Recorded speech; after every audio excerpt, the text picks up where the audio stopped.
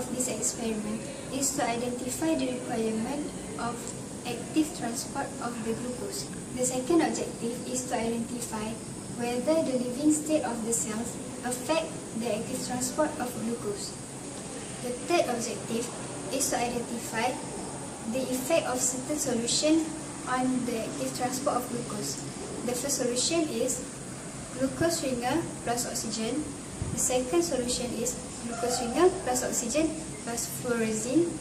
The third solution is glucose ringer plus oxygen plus 2,4-DMP. The fourth solution is glucose ringer only.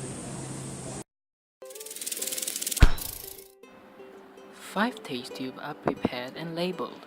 15 ml of the following were measured and added into different test tubes with each label.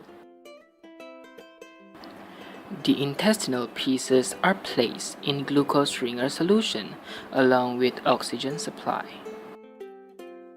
One end of the intestine is tied tightly with thread and another end with loose knot.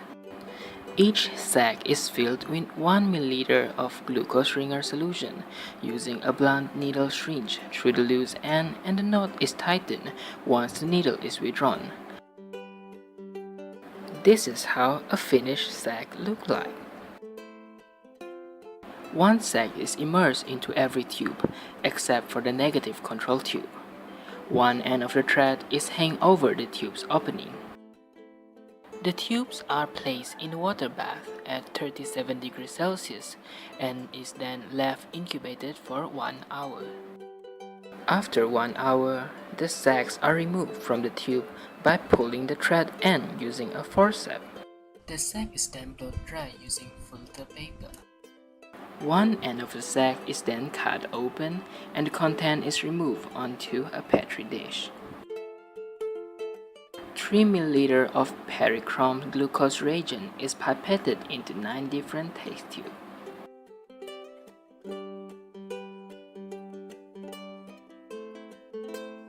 $30 microliter from each sac's content, test tubes, and the negative control tube is added into different test tubes containing perichrome glucose reagent.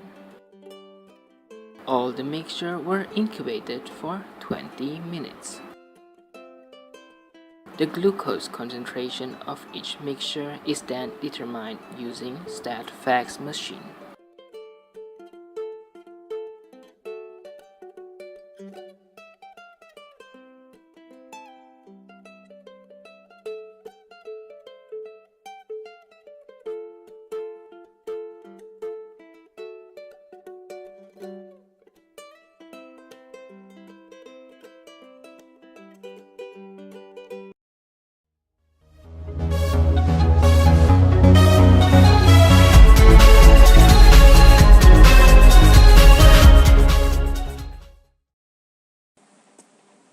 Now I will show you how we get the results part.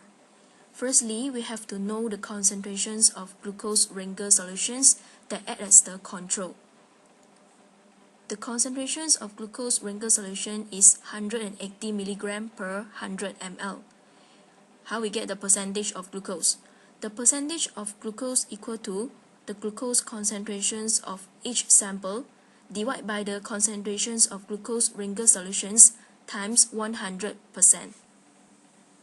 Table 1 shows the concentrations and percentage of glucose in each sample. The third column shows that the glucose concentrations in each sample that we obtained after the experiment. The last column shows the percentage of glucose that calculated using the formula I mentioned previously. Here's the bar graph showing the percentage of glucose in all the sacs and tubes. For the first test tube with oxygen supply, there is a higher percentage of glucose in the sac.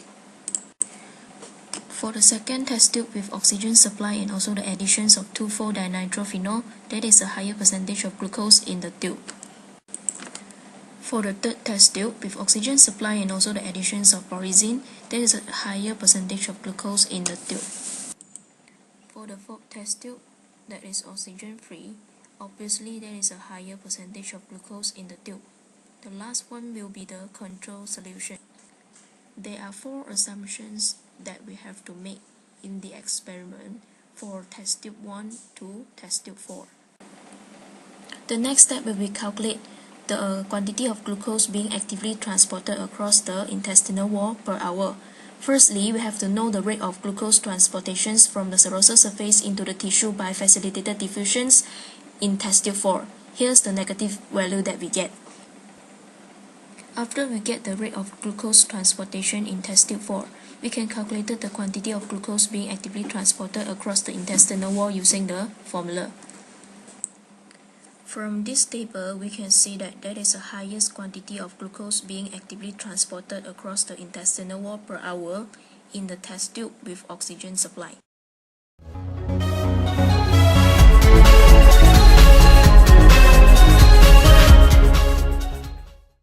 And now we will discuss the result of our experiment. For the first tube with glucose ringer solution and oxygen,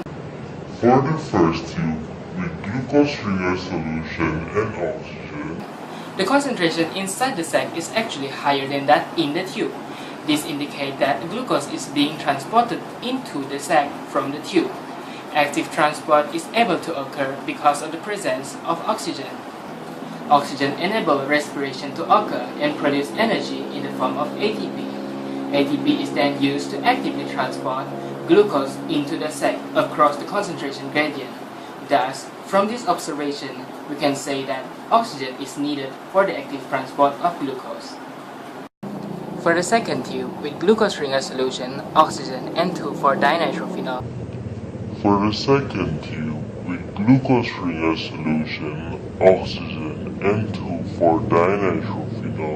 the concentration of glucose inside the sac is actually lower than that in the tube.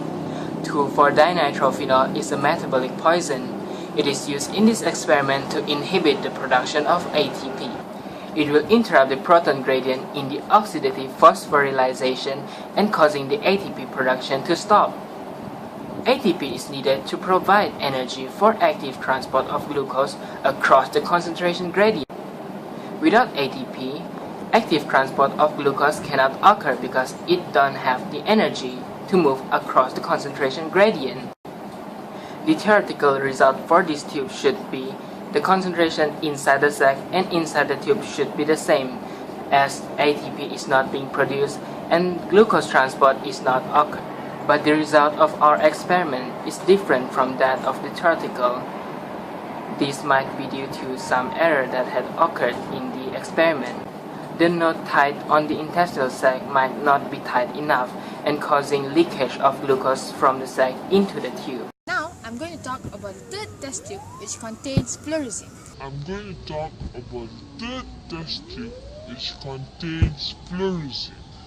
Based on our results, the glucose concentration was higher in the tube when compared to the sac. Fluorescein acts as a competitive inhibitor. It competes with glucose for the active site of the receptor on the protein membrane. Fluorescein has the same configuration as glucose. Therefore, it competes with glucose for the active site and reduces the rate of active transport.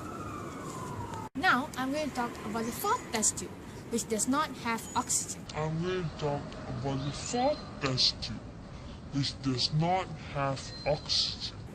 In this test tube, based on our results, we obtain a result where the test tube has a higher concentration of glucose when compared to the sac. But theoretically, the concentration of glucose should be same inside the test tube and also inside the sac. This is because without oxygen, ATP is not produced as respiration does not occur, and when ATP is not produced, active transport will not be able to happen. However, our results diverted a little bit. I think this is because there might have been a spillage or leakage from the sac. Now, finally, the last test tube, which is used as control.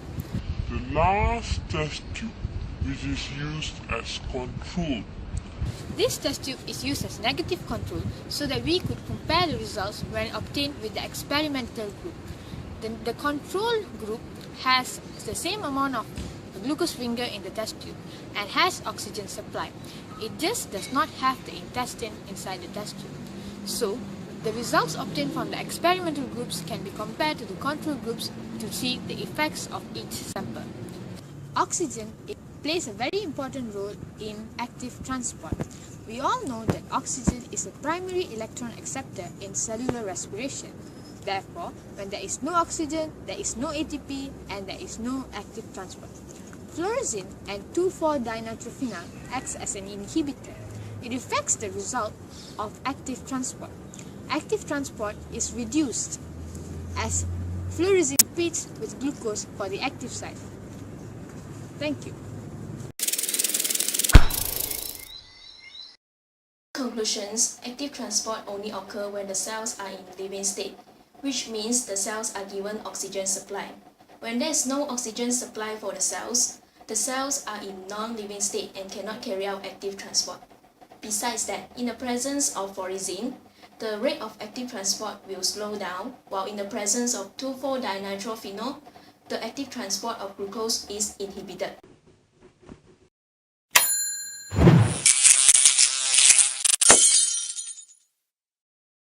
What we have learned in this experiment is there are two types of transport of substances across cell membrane, which is active transport and passive transport. Active transport is the movement of certain types of molecules across a cell membrane against its concentration gradient. This type of transport requires ATP. We have learned that tissue cells need oxygen to carry out active transport. However, the addition of various solutions can affect the process. The addition of 2,4-dinitrophenol will inhibit the respiration process. Besides, fluorescein will reduce the glucose transportation.